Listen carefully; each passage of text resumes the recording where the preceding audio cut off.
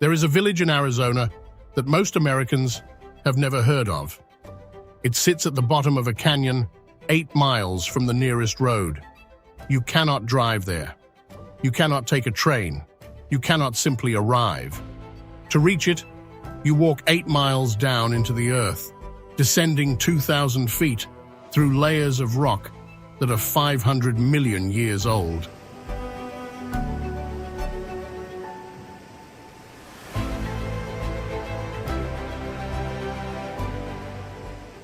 Or you ride a mule, or you take a helicopter if the weather permits and the tribe allows it. Every weekday, the United States Postal Service sends a mule train down this canyon. 10 to 22 mules. One wrangler, 3 hours down, 5 hours back up. It has been doing this since the 1930s because this is the only place in the United States where the mail still comes by mule.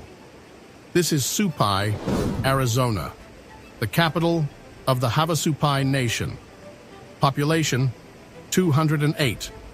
Altitude, 3,195 feet. Official designation from the United States Department of Agriculture, the most remote community in the contiguous United States. And it has been here in this canyon for over 1,000 years.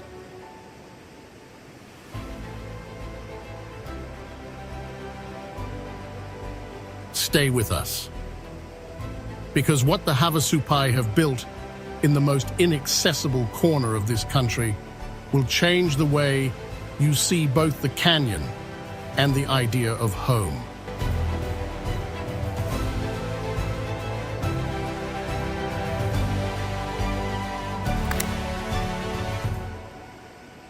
The name Havasupai means people of the blue-green waters.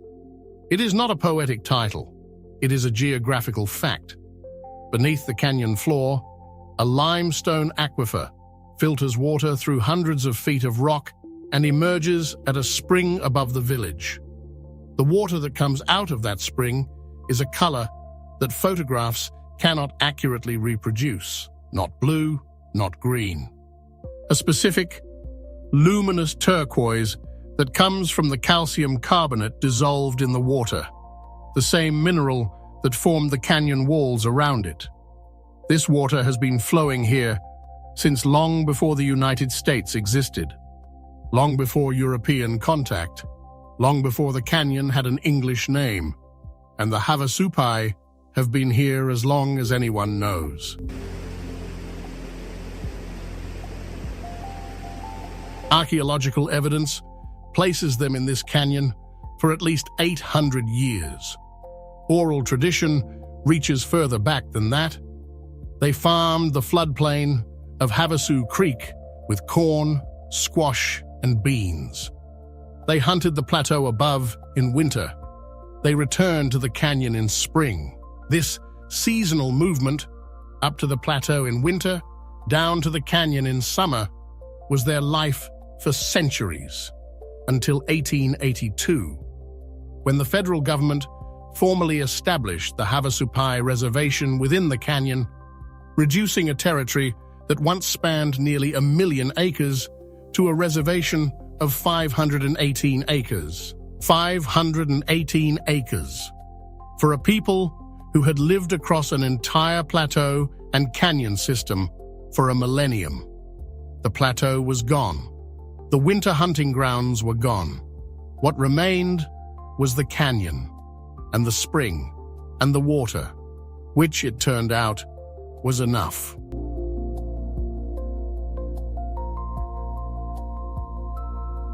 Every weekday morning, a contractor for the United States Postal Service drives an hour from the nearest town to a trailhead at the edge of the canyon. There, a string of mules is waiting, between 10 and 22 of them, depending on the volume of mail. The mail bags are loaded. Each mule carries up to 200 pounds, the weight measured and balanced so that neither side is heavier, so that the mule can maintain its footing on an 8-mile trail that in places is barely wider than the animal itself.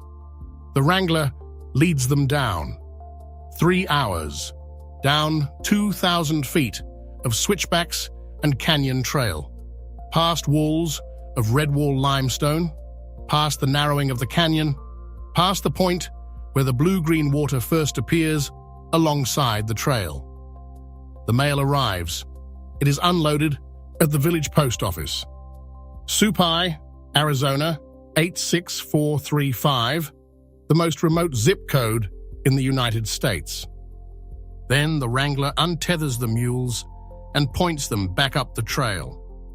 And the mules go, alone, without a rider, without guidance. They have made this trip so many times that they navigate the 8 miles upward by memory.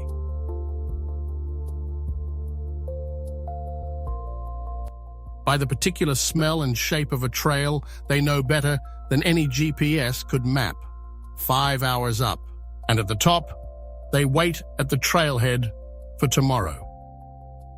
The Supai post office has a special postmark. It says, Mule Train Mail. People mail postcards from Supai specifically to receive this stamp.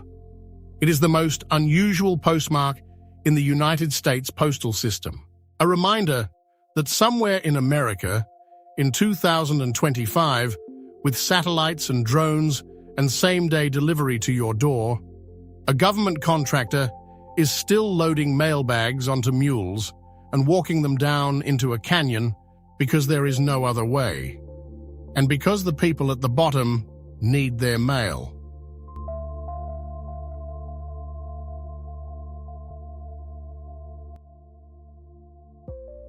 In 1919, the Grand Canyon became a national park. For most Americans, this is celebrated as a conservation triumph. For the Havasupai, it completed a process of dispossession that had been building for decades. The plateau above the canyon, where the Havasupai had wintered and hunted for centuries, became part of the national park. The tribe was confined entirely to their 518-acre canyon reservation.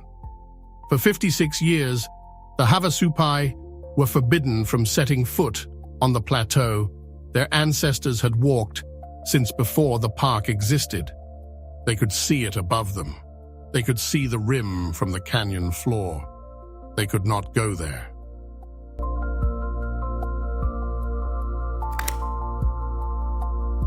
In 1974, a small delegation of Havasupai tribal members traveled to Washington, District of Columbia.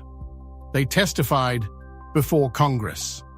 They described what the loss of the plateau had meant, not only economically, but spiritually, for a people whose relationship to a specific landscape was not separable from their identity. Congress listened.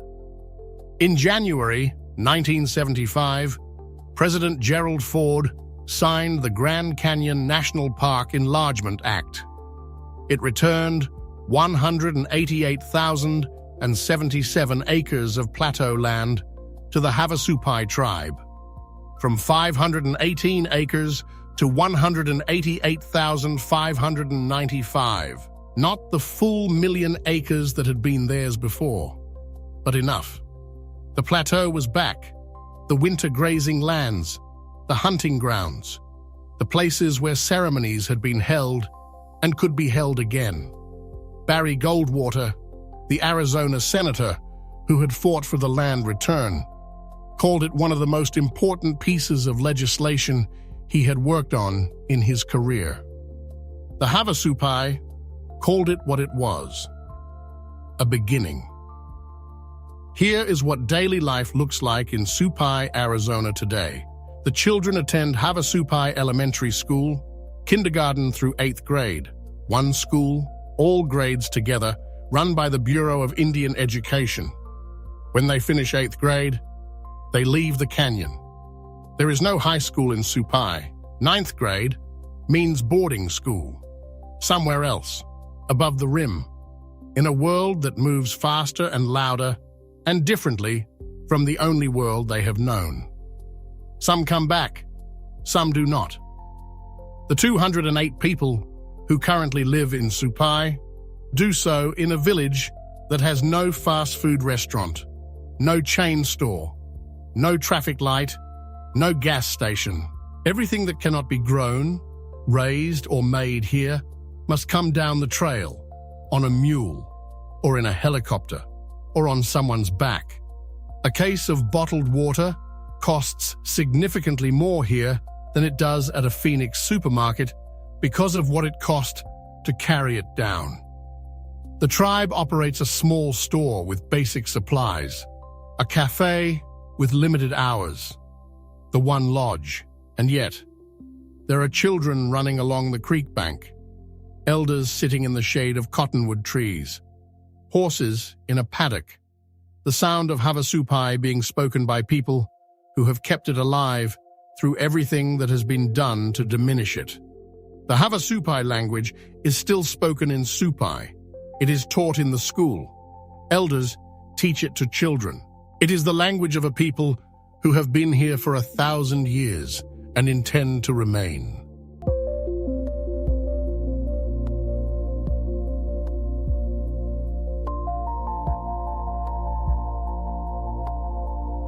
Two miles below Supai village, the creek drops off the edge of a travertine ledge, 100 feet, into a pool.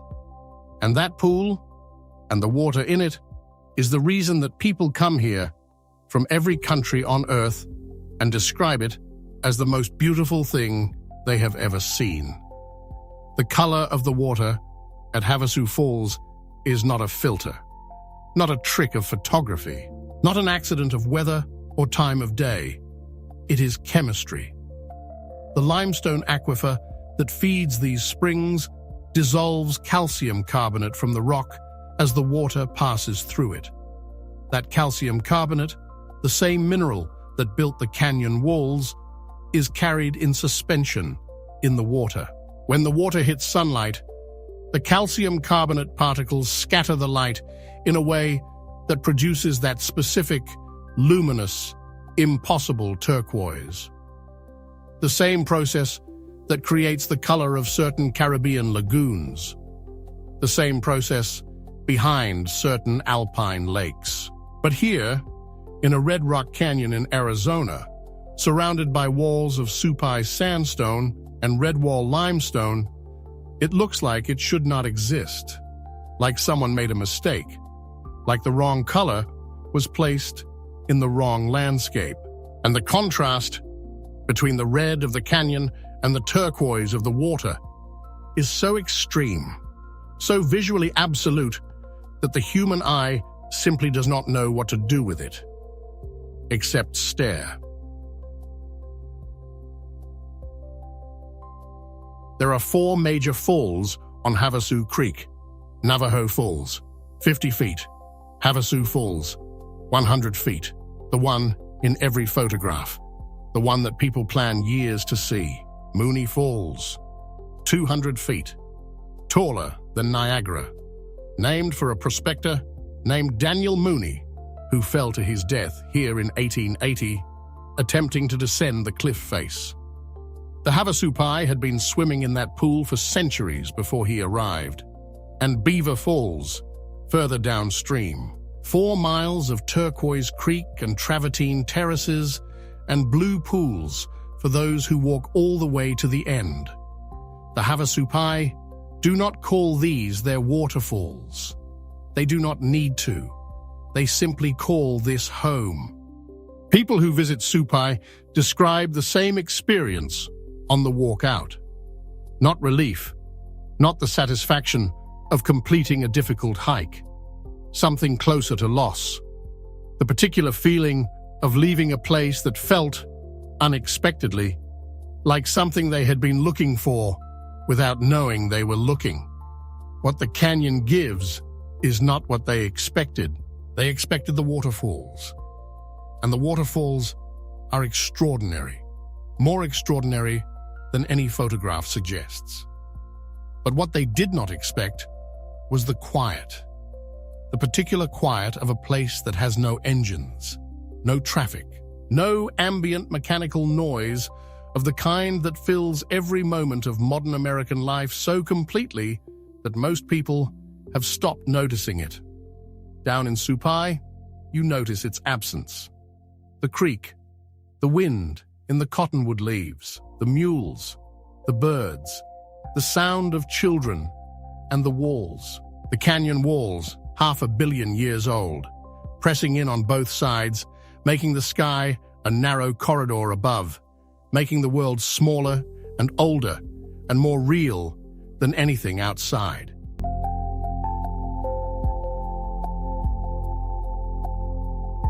The Havasupai have a word, a concept, that does not translate cleanly. It is the relationship between a person and a specific place on Earth. Not ownership, not stewardship, something more like kinship. The understanding that you and the land are part of the same thing. That the canyon is not a place you visit. It is a place you belong to. And that belonging, that specific, deep, 1,000-year-old belonging, is what the Havasupai carry every time they walk that 8-mile trail. Every time they receive their mail from the back of a mule. Every time they watch the water run turquoise over white travertine. Every time the canyon walls turn purple at dusk and the strip of sky above them fills with stars, as it has done every evening for 1,000 years. 8 miles from the nearest road, 208 people, 1,000 years of belonging. Home is not the place the world can reach. Home is the place that has always known you.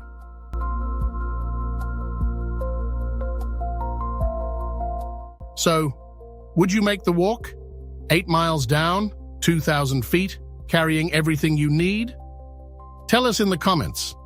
We read every single one. And if this showed you something about America that you did not know was there, if it changed the way you see the canyon, the mail, the idea of what a community can be, share it with someone who has never heard of Supai.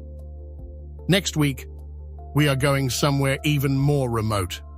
Not inside a canyon, inside an ocean, the most remote inhabited island on Earth. 1,500 miles from the nearest inhabited land. No airport, no road, only a ship. And 250 people who, when the volcano erupted and they were evacuated, could not wait to go back. Subscribe so you do not miss it. Until then, remember, the most extraordinary communities on Earth are the ones the world had to work hardest to reach.